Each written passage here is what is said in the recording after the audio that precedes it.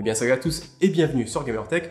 Alors depuis quelques temps, vous l'avez sûrement remarqué, mais j'essaie de vous présenter parfois des vidéos avec des benchmarks, et dans ces vidéos, plutôt que de vous présenter de simples graphiques, je vous mets généralement des vidéos du gameplay avec toutes les stats directement affichées, comme par exemple les FPS minimum et maximum, les FPS moyens, les ressources utilisées par le processeur ou la carte graphique, ou encore les différentes températures.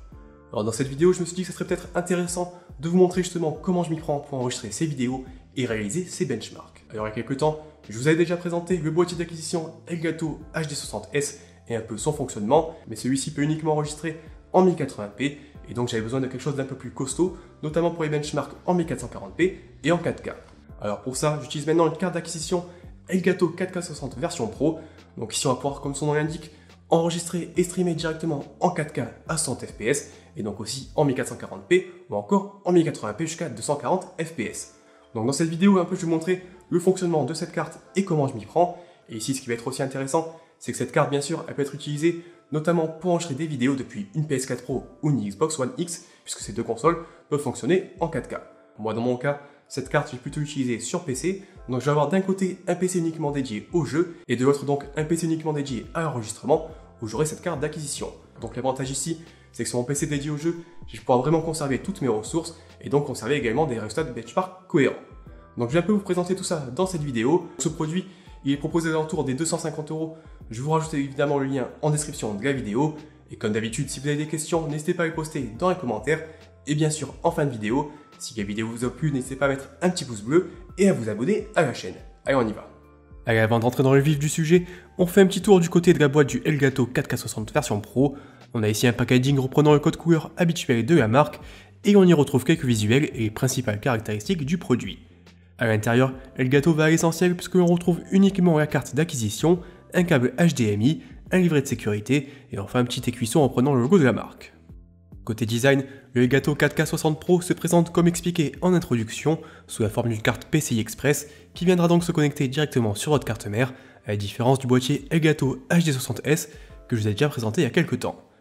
La carte en elle-même affiche des dimensions de 7,5 x 10 x 2 cm et on retrouve d'un côté le logo 4K60 Pro et de l'autre une backplate avec un revêtement texturé plutôt bien réalisé. Alors visuellement le modèle est clairement sympathique et s'intègre sans souci à la plupart des configurations sans forcément faire tâche au milieu de votre PC. Attention quand même, si vous disposez d'une carte mère au format micro ATX, il est possible que vous n'ayez pas suffisamment de place pour venir la brancher selon l'épaisseur de votre carte graphique. À l'arrière du produit, on retrouve les deux uniques connecteurs de la carte avec une entrée et une sortie HDMI. Du côté des spécifications techniques, la carte est capable de capturer vos jeux en 4K à 60 Hz, en 1440p à 144 Hz ou encore en 1080p à 240 Hz. Il est également possible de réaliser des captures depuis un écran en 21/9, et ici avec mon Acer Predator X34P, je peux donc enregistrer en 3440 x 1440 pixels jusqu'à 100 fps. Notez aussi que la version que je vous présente aujourd'hui ne supporte pas les enregistrements de contenu HDR, mais il existe depuis peu une V2 qui elle prend en charge ce type de contenu. Concernant la configuration de votre PC prenant en charge l'enregistrement et le streaming de vos jeux, Elgato recommande à minima un processeur Intel Core i7 de 6ème génération ou un AMD Ryzen 7 de première génération. Alors de mon côté, j'ai installé la carte sur une machine équipée d'un Ryzen 5 3600 et d'une RX 570, et comme on va le voir juste après, ça fonctionne également sans difficulté, même s'il faudra peut-être voir quelques réglages à la baisse.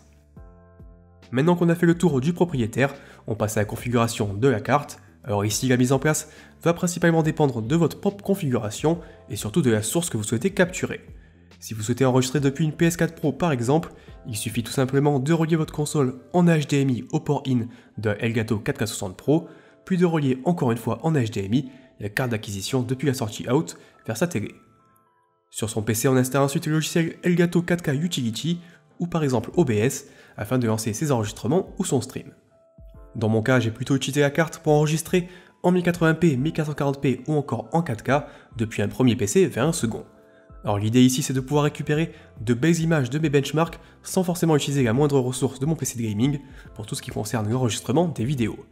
En effet, si je décide d'enregistrer directement mes benchmarks depuis le PC où tournent les jeux, une partie de mes ressources va être affectée à cet enregistrement et donc les résultats des benchmarks seront forcément faussés. Alors pour mettre en place cette configuration, rien de bien compliqué, je connecte le Elgato 4K60 Pro sur un second PC, puis je relie via HDMI la carte graphique de mon PC vers l'entrée in de la carte d'acquisition.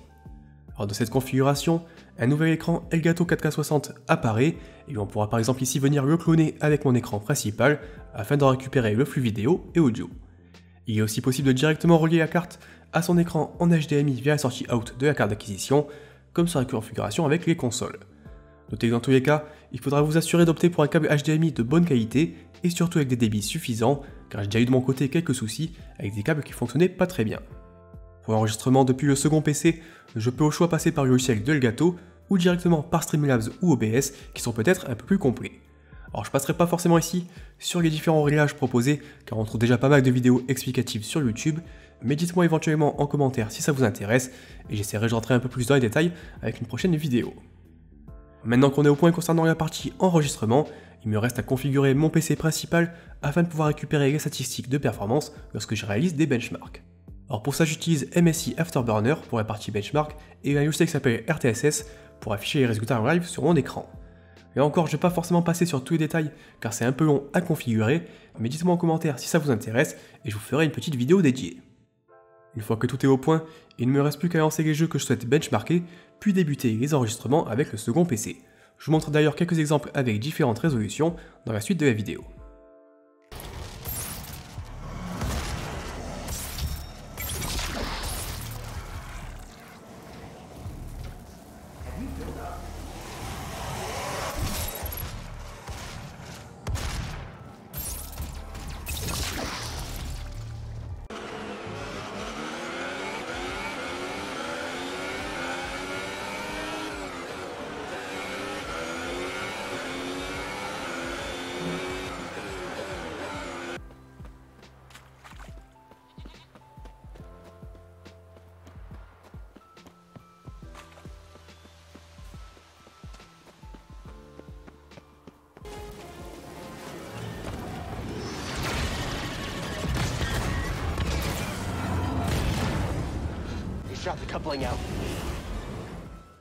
Allez, voilà un peu ce que je pouvais vous dire aujourd'hui sur cette carte d'acquisition Elgato 4K60 version Pro, et également un peu comment je m'y prends donc pour enregistrer mes vidéos et mes benchmarks. N'hésitez pas à me dire ce que vous en pensez dans les commentaires, et bien sûr, si vous avez des questions, j'essaierai d'y répondre le plus rapidement possible. Donc comme d'habitude, si cette vidéo vous a plu, n'hésitez pas à mettre un petit pouce bleu et à vous abonner à la chaîne. N'oubliez pas non plus d'activer les notifications pour être prévenu des prochaines vidéos. Allez, ciao!